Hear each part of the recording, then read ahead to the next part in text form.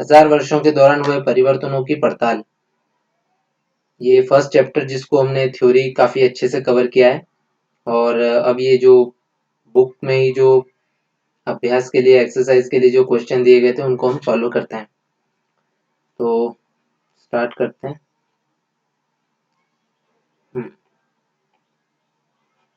तो first question आपका आता है कि अतीत में विदेशी किसे माना जाता था। ठीक है, इसके बारे में हमने देखा था। इसका उत्तर आप आपकी नोटबुक में भी आप नोट कर लेना, ताकि आपको आगे याद करने में प्रॉब्लम ना आए। तो इसका उत्तर क्या था? मध्यकाल में गांव में आने वाला कोई भी अनजान व्यक्ति जो समाज और संस्कृति का अंग नहीं हो, विदेशी कहलाता था। ऐसे व्यक्ति को हिंदी में परदेसी और फारसी में अजनबी कहा जा सकता है। ठीक है, ये आपका आंसर तैयार हो गया। लेकिन अगर आपसे ये क्वेश्चन बना के पूछ ले कि आज वर्तमान में विदेशी किसे माना जाता है, तो आपका उत्तर क्या होगा कि जो हमारे देश का ना हो वो विदेशी है। चाहे वो कश्मीर में रह रहा हो, या फिर तमिलनाडु में रह रहा हो, या गुजरात में रह रहा हो, या असम मणिपुर में रह रहा हो। ठीक है, फिर है नीचे उल्लिखित बातें सही है या गलत। ठीक है, तो ये ट्रू फॉल्स हमको बताना है। इसमें देख लेते हैं हम। पहला, सन 700 के बाद के काल के संबंध में अभिलेख नहीं मिलते हैं। तो इसका उत्तर आप देख लें, यहाँ नीचे दिया हुआ है कि बिल्कुल सही है ये, क्योंकि 700 से पहले यानी कि जो प्राचीन इतिहास था उसमें अभिलेख मिलते थे। लेकिन 700 के बाद वाले काल में लिखना शुरू हो गया, तो भाषा भी आई, तो लिखित प्रमाण ज्यादा मिलने लगे और पांडुलिपियां ज्यादा मिलने लगी। ठीक है, दूसरा है, इस काल के दौरान मराठों ने अपने राजनीतिक महत्व की स्थापना की। ठीक है, ये भी हमने पढ़ा है कि मराठे, राजपूत और बहुत सारे क्षेत्रीय साम्राज्य थे, उन्होंने भी अपने अपने राजनीतिक महत्वों की पूर्ति की और अपने अपने छोटे छोटे क्षेत्रीय राज्य बना लिए थे। ठीक है, ये भी सही है। थर्ड पे जाते हैं। कृषि केंद्रित बस्तियों के विस्तार के साथ कभी कभी वनवासी अपनी जमीन से उखाड़ बाहर कर दिए जाते थे। ये लाइन एज इट इज हमने पढ़ी है कि एग्रीकल्चर का धीरे धीरे डेवलपमेंट हुआ, कृषि करना शुरू हुआ, तो जहां पर जंगल थे, जहां पर वन थे, फॉरेस्ट था, वो एरिया भी काट के उसको खेती के लिए उपयोग करने लगे। तो कुछ जो आदिवासी लोग थे, वनवासी लोग थे, वो पूरी तरह से वनों पर ही निर्भर थे। पेड़ पौधों से जो उनको गोंद, लाख, लकड़ियां जो भी प्राप्त होती थी, उससे उनका गुजारा चलता था। तो जब कृषि फैली, मतलब एग्रीकल्चर या खेती चालू हो गई उस जमीन पर, तो वहां पर जो वो लोग रहते थे उनको भी बाहर कर दिया जाता था। तो ये भी सही है। लास्ट है, सुल्तान गयासुद्दीन बलबन असम, मणिपुर तथा कश्मीर का शासक था। ये बिल्कुल गलत है, क्योंकि हमने पढ़ा है कि सुल्तान गयासुद्दीन बलबन जो है वो पूर्व में बंगाल से लेकर पश्चिम में अफगानिस्तान तक फैला था। ठीक है, तो असम, मणिपुर तो बंगाल से और भी आगे आ जाते हैं, तो बंगाल तक था। ठीक है, तो ये बिल्कुल गलत है। आगे बढ़ते हैं।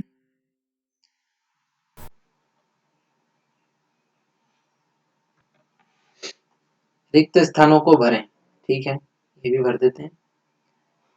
फर्स्ट, अभिलेखागारों में रखे जाते हैं। ठीक है, यहाँ पर सीधा आंसर है, दस्तावेज रखे जाते हैं, जो कि हमको पता भी है कि अभिलेखागारों में दस्तावेज या पुराने जो डॉक्यूमेंट्स थे या पांडुलिपियां थी वो रखी जाती हैं। ठीक है, रिक्त स्थान, 14वीं सदी का एक इतिहासकार था, ये भी लाइन हमने पढ़ी है, उसका नाम है जियाउद्दीन बर्नी। ठीक है, तो ये आपको याद रखना है। अब यहाँ पर 5 खाली स्थान दिए हुए हैं और बोला है इस उपमहाद्वीप, यानी भारत की बात चल रही है, इस उपमहाद्वीप में इस काल के दौरान लाई गई कुछ फसलें थी, कुछ नई फसलें हैं। अब वो कौन सी फसलें हैं ये भी एज इट इज हमने पढ़ा है। तो कौन सी फसलें हैं? आलू, मक्का, मिर्च, चाय और कॉफी। ठीक है, भारत में जो है इस काल यानी 700 से लेकर 1750 के बीच में का जो समय है, 1000 सालों का, उसमें ये कुछ मुख्य फसलें थी जो कि इंट्रोड्यूस हुई थी, जिसकी खेती भारत में पहले नहीं होती थी, बाद में शुरू हुई। ठीक है, ये हो गए रिक्त स्थान। ठीक है, फोर्थ क्वेश्चन है, इस काल में हुए कुछ प्रौद्योगिकीय परिवर्तनों की तालिका दें। ठीक है, मतलब कोई नई टेक्नोलॉजी जो भी डेवलप हुई थी तो उसके बारे में, इसके बारे में भी हमने देखा है। तो इसका उत्तर है 700 से 1750 के बीच के 1000 वर्षों में अलग अलग समय पर नई प्रौद्योगिकी का विकास हुआ। जैसे सिंचाई में रहट, ठीक है, रहट का हमने डायग्राम भी देखा था कि वो सिंचाई के लिए उपयोग होती थी। ठीक है, वो ऐसे राउंड शेप में चलती थी और नीचे एक बाल्टी, कई सारी बाल्टियां उसमें जुड़ी होती थी और वो पानी भर के ऊपर लाती थी। एक तरफ बैल ऐसा घूमता है और उससे पानी ऊपर आता है और वो खेतों में पहुंचा दिया जाता है। ठीक है, तो सिंचाई में रहट, कताई में चरखे, चरखा हम सब जानते हैं, महात्मा गांधी चलाते थे। कताई यानी कि धागा बनाने के लिए चरखे का उपयोग होने लगा। और युद्ध में आग्नेयास्त्रों, बारूद वाले हथियारों का प्रयोग शुरू हो गया था।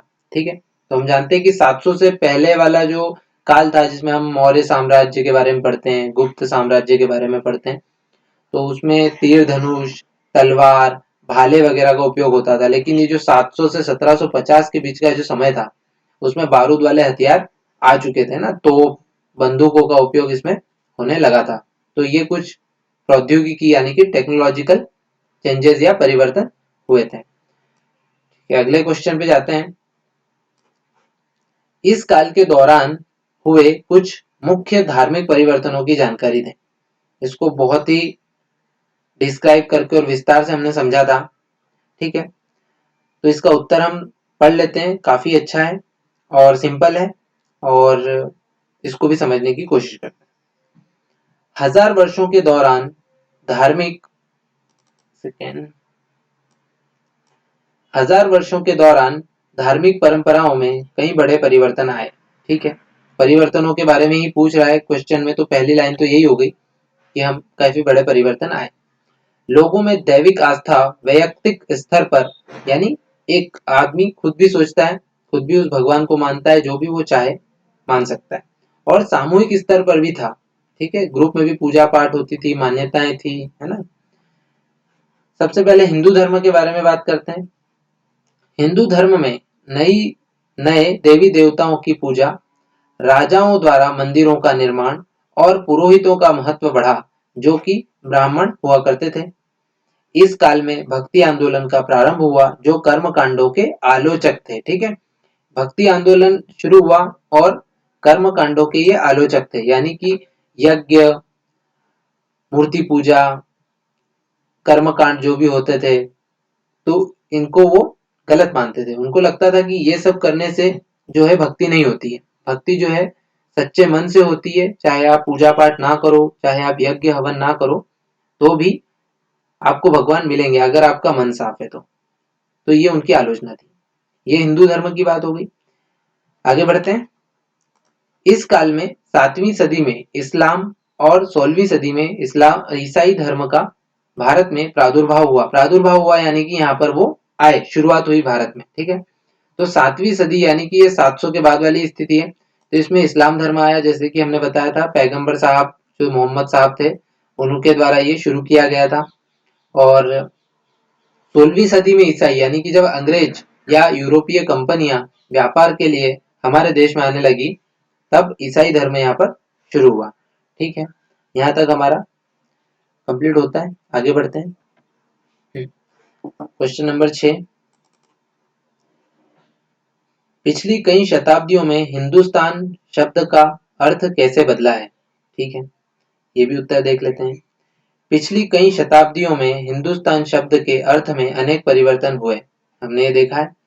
13वीं सदी में जब फारसी के इतिहासकार मिन्हाज ए सिराज ने हिंदुस्तान शब्द का प्रयोग किया था, तो उसका अर्थ गंगा यमुना के बीच में स्थित क्षेत्र और पंजाब हरियाणा से था। ठीक है, तो जब मिन्हाज ए सिराज ने हिंदुस्तान शब्द का उपयोग किया, तो उसका अर्थ सिर्फ इतना था कि हिंदुस्तान केवल पंजाब हरियाणा और गंगा यमुना वाले क्षेत्र को हिंदुस्तान मानते थे। उसने इस शब्द का राजनीतिक अर्थ में उन इलाकों के लिए इस्तेमाल किया जो दिल्ली के सुल्तान के अधिकार क्षेत्र में आते थे। ठीक है, इसके विपरीत 16वीं सदी के आरंभ में बाबर ने हिंदुस्तान शब्द का प्रयोग इस उपमहाद्वीप के भूगोल, पशु पक्षियों और यहाँ के निवासियों की संस्कृति का वर्णन करने के लिए किया। यह प्रयोग 14वीं सदी के कवि अमीर खुसरो द्वारा प्रयोग किया गया शब्द हिंद के ही कुछ कुछ समान था, मगर जहां भारत को, सॉरी ये जहां नहीं यहां होना चाहिए, मगर यहां भारत को एक भौगोलिक और सांस्कृतिक तत्व के रूप में पहचाना जा रहा था। ठीक है, तो यहाँ पर 3 चरण बताए गए हैं जब हिंदुस्तान शब्द का अर्थ बदला।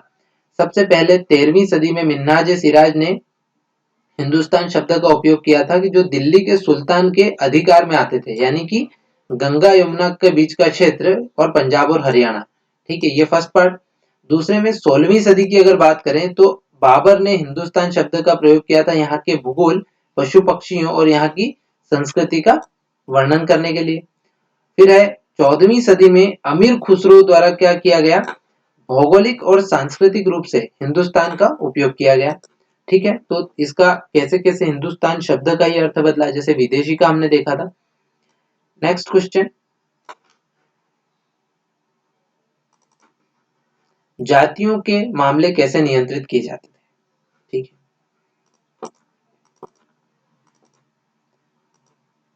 जातियां स्वयं अपने अपने नियम बनाती थी जिससे कि वे अपनी जाति के सदस्यों के व्यवहार को नियंत्रित कर सके।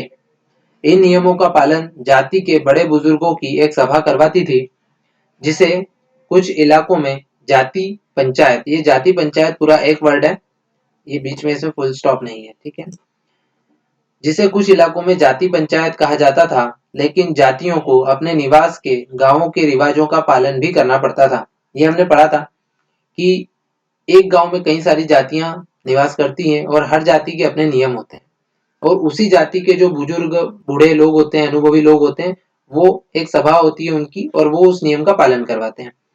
लेकिन सभी जाति वाले लोग जो होते हैं उनको गांव के भी कुछ नियम होते हैं, उनका भी पालन करना पड़ता था, ये हमने पढ़ा है। नेक्स्ट क्वेश्चन, सर्व क्षेत्रीय साम्राज्य से आप क्या समझते हैं। ये हमने 2-3 बार ये वर्ड पढ़ा था, हमने जब चैप्टर पढ़ा था और काफी समझा था। सर्व क्षेत्रीय साम्राज्य से तात्पर्य यानी कि उसका अर्थ क्या है। सर्व क्षेत्रीय तात्पर्य का अर्थ यह है उस साम्राज्य से है, यानी वो साम्राज्य जो अनेक क्षेत्रीय राज्यों को मिलाकर बना हो। जैसे सल्तनत साम्राज्य, जैसे दिल्ली सल्तनत हुआ करती थी तो उसमें मांडू भी एक क्षेत्रीय राज्य हुआ करता था, गुजरात एक क्षेत्रीय राज्य हुआ करता था, बुंदेलखंड एक क्षेत्रीय राज्य हुआ करता था, जिससे मिलकर पूरा सल्तनत साम्राज्य बनता था। तो ये सर्व क्षेत्रीय यानी सबसे बड़ा, और उसमें छोटे छोटे क्षेत्र हुआ करते थे। जैसे मुगल साम्राज्य, ठीक है, मुगल साम्राज्य के अंदर भी मांडू साम्राज्य, मालवा सल्तनत हुआ करती थी अलग से। तो ये सबसे बड़े साम्राज्य हुआ करते थे। जैसे कि भारत को आप बोल सकते हो कि भारत एक सर्व क्षेत्रीय साम्राज्य है जिसके छोटे छोटे क्षेत्र हैं। कौन से, मध्य प्रदेश, गुजरात, राजस्थान, छोटे छोटे क्षेत्रीय राज्य। ठीक है, यहां तक इसके अभ्यास के मूल क्वेश्चन हो चुके हैं। अब आगे क्वेश्चन है,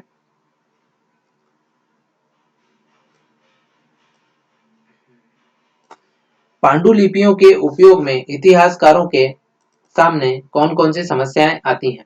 तो कौन कौन सी समस्याएं आती हैं वो देख लेते हैं। फर्स्ट है, कई बार पांडुलिपियों की लिखावट को समझने में दिक्कत आती है। बिल्कुल, क्योंकि आज जो हम भाषा पढ़ते हैं वैसी भाषा उस समय उपयोग नहीं होती थी। उस समय अलग ही भाषा होती थी जिसको पढ़ने के लिए विशेषज्ञों की जरूरत होती है।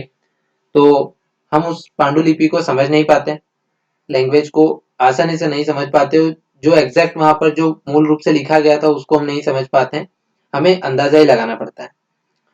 सेकेंड है, आज हमें लेखक की मूल पांडुलिपि शायद ही कहीं मिलती है, मतलब बहुत ही मुश्किल है कि जो सबसे शुरू में लिखी गई है वो मिल जाए। ठीक है, तीसरा है, मूल पांडुलिपि की नई प्रतिलिपि बनाते समय लिपिक, जो कि नई पांडुलिपियां बनते यानी कि उसकी कार्बन कॉपी करता है, छोटे मोटे फेरबदल करते चलते थे। कहीं कोई शब्द बदल दिया तो कहीं कोई वाक्य बदल दिया।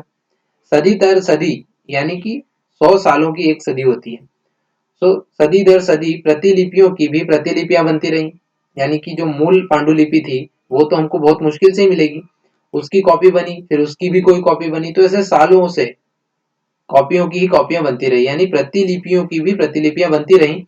और अंततः एक ही मूल ग्रंथ की भिन्न भिन्न प्रतिलिपियां एक दूसरे से बहुत अलग हो गई। क्यों अलग हो गई? क्योंकि लिपिक जो कि पांडुलिपियों की कार्बन कॉपी करता है यानी प्रतिलिपि बनाता है, वो छोटे मोटे फेरबदल करते चलते हैं। एक बार हुआ, उसमें से फिर किसी और ने उस पांडुलिपि को प्रतिलिपि बनाया यानी कि उसकी कॉपी की, तो कुछ शब्द फिर बदल दिए। हमने इसमें पढ़ा था हमारा एग्जाम्पल कि आपका कोई फ्रेंड है और आप किसी दिन स्कूल ना जाओ, कोचिंग ना जाओ, तो उसकी आप कॉपी लेते हो ताकि आप उस काम को पूरा कर सकें। लेकिन उसके कुछ अक्षर आपको समझ नहीं आते, कुछ शब्द समझ नहीं आते, तो आप अंदाजा लगा के उस शब्दों को लिख देते हैं। तो वैसा ही पांडुलिपि बनाते समय भी होता था। नेक्स्ट क्या समस्या आती थी? इतिहासकारों को बाद के लिपिकों द्वारा बनाई गई प्रतिलिपियों पर ही पूरी तरह निर्भर रहना पड़ता है। ठीक है, क्योंकि मूल प्रतिलिपि है नहीं आपके पास, और जब नई नई प्रतिलिपियां सालों से बनती रही तो उसमें बहुत सारा चेंज आता गया।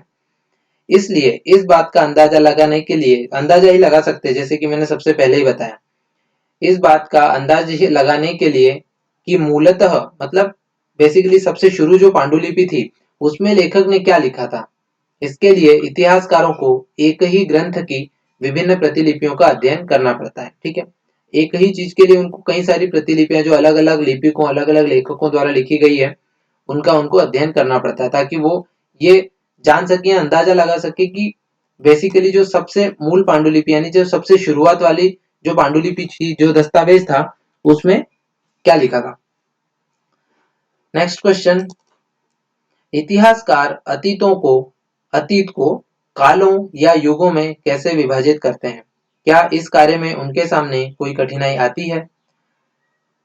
ठीक है, अधिकतर इतिहासकार आर्थिक तथा सामाजिक कारकों के आधार पर ही अतीत के कालखंडों की विशेषताएं तय करते हैं। इन आधारों पर इतिहास को प्राचीन, मध्य और आधुनिक कालों में बांटा गया है। ठीक है, तो आर्थिक और सामाजिक कारण जैसे कि हमने पहले भी चर्चा की थी। आर्थिक यानी कि जैसे मुद्रा हो गई, क्योंकि शुरू में जो था वस्तु विनिमय प्रणाली होता था कि आप अनाज दे दो उसके बदले में आपकी कोई सेवा कर देगा, है ना, तो उसे वस्तु विनिमय प्रणाली कहते थे। उसके बाद धीरे धीरे जो राजा महाराजा शासक वर्ग आए, उन्होंने सिक्के चालू किए, तो कहीं तांबे के सिक्के, तो कहीं कांसे के, कहीं चांदी के, कहीं फिर धीरे धीरे सोने के सिक्के शुरू हुए, फिर कागज का आविष्कार हुआ तो फिर कागजी नोट जो शुरू हुए। ठीक है, और आज हम डिजिटल युग में पहुंच चुके हैं जहां पर कि आपकी डिजिटल करेंसी चलती है, आप ऑनलाइन पेमेंट करते हो। ठीक है, तो और सामाजिक कारण किसान वर्ग हुआ करता था, फिर धीरे धीरे व्यापारी वर्ग डेवलप हुआ, फिर शासक वर्ग, क्षत्रिय वर्ग जो कि सेना में शामिल होते थे। तो वो सामाजिक और आर्थिक परिवर्तन जैसे जैसे हुए, उस हिसाब से इतिहासकारों ने भी उसको डिवाइड कर दिया, यानी कि इतिहास को प्राचीन, मध्य और आधुनिक काल में बांट दिया, है ना। कालक्रम को विभाजित करते समय इतिहासकारों के सामने यह समस्या उत्पन्न होती है कि वे किस महत्वपूर्ण घटना के बाद कालक्रम का विभाजन करें। ठीक है, ये तो अलग अलग इतिहासकार जो भी अपने हिसाब से मान लेते हैं, वो वैसे उसको डिवाइड कर देते हैं। ठीक है, और यहाँ तक ये मेन क्वेश्चन आपके हो गए हैं। इसके बाद ये आपके प्रैक्टिकली कुछ वर्क हैं, तो आप यहाँ से नोट डाउन कर सकते हैं पॉज करके, और काफी इजीली आप इसको समझ लेंगे, है ना। ठीक है, इसमें मानचित्र और एक मानचित्र दो की तुलना की गई है, जिसमें कुछ समानता और असमानता हमने पढ़ी भी थी, और इसमें आपको अलग से लिख कर दिया गया है। ठीक है, तो ये कंप्लीट हुआ आपका फर्स्ट चैप्टर और इसकी एक्सरसाइज भी कंप्लीट हुई। ठीक है, तो अब अगले लेक्चर में हम नया चैप्टर स्टार्ट करेंगे। ठीक है, तो ये आप कंप्लीट कीजिए। Thank you very much.